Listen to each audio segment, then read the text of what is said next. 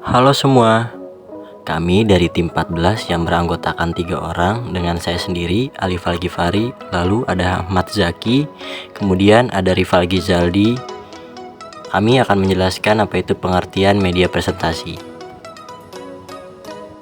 Nah, apa itu pengertian media presentasi? Media presentasi adalah sarana atau teknik yang dipakai untuk mengkomunikasikan informasi, gagasan atau konsep secara visual atau audiovisual kepada halayak. Berbagai bentuk media seperti gambar, grafik, video, animasi, teks, dan elemen lainnya dimanfaatkan untuk menyampaikan pesan dengan lebih jelas, menarik, dan efektif. Penggunaan media presentasi tersebar luas dalam berbagai konteks termasuk presentasi bisnis, pendidikan, pameran produk, dan acara-acara lainnya. Tujuan utama dari penggunaan media presentasi adalah untuk memperjelas pemahaman audiens terhadap materi yang disampaikan serta meningkatkan minat dan keterlibatan mereka dalam presentasi. Selanjutnya, pengertian presentasi.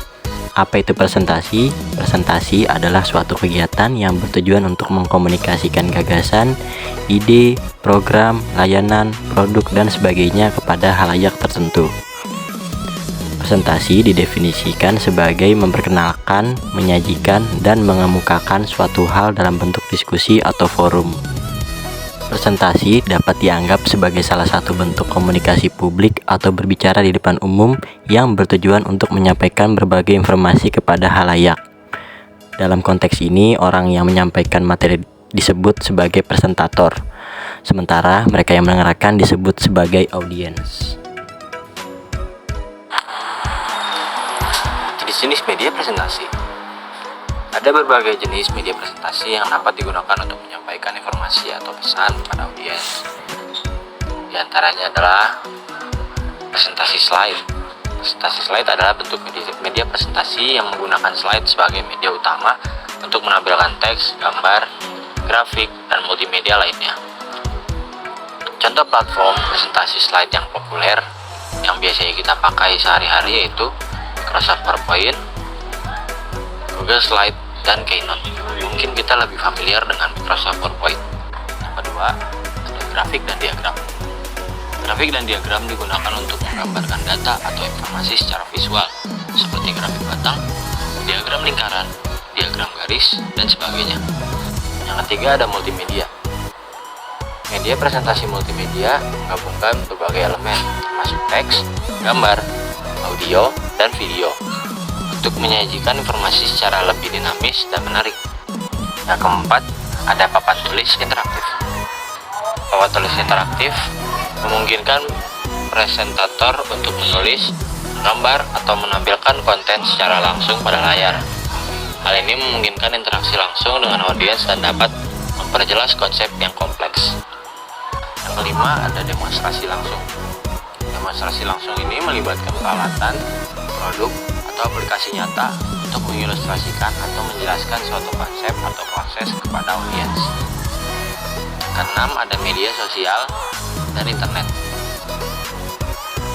Penggunaan media sosial dan internet memungkinkan presentator untuk menyampaikan informasi secara online melalui platform seperti YouTube, Instagram, atau blog. Bahasan selanjutnya ada kelebihan dan kekurangan media presentasi. Dalam setiap hal pasti memiliki kelebihan dan kekurangan. Maka dari itu, kita bahas terlebih dahulu tentang kelebihan media presentasi. Yang pertama, memperjelas pemahaman. Media presentasi dapat membantu memperjelas pemahaman audiens terhadap materi yang disampaikan dengan menggunakan gambar, grafik, dan multimedia lainnya. Yang kedua, meningkatkan daya tarik.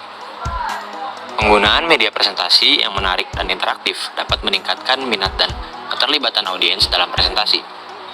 Yang ketiga, efektif dalam menyampaikan informasi.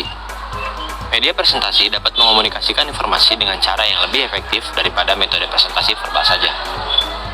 Yang keempat, memperkuat retensi informasi.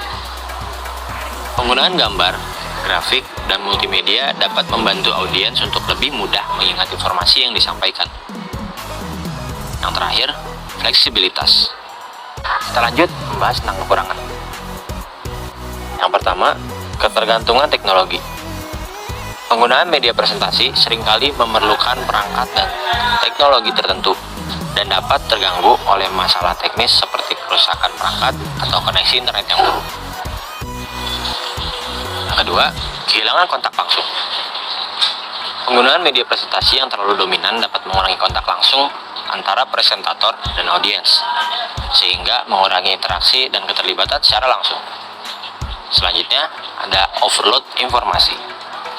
Terlalu banyak informasi atau elemen yang disajikan dalam media presentasi dapat mengakibatkan overload informasi bagi audiens, sehingga mempersulit pemahaman. Yang keempat, ada kurangnya kreativitas. Penggunaan template atau format standar dalam media presentasi kadang-kadang dapat menghambat kreativitas presentator dalam menyampaikan pesan dengan cara yang unik dan menarik.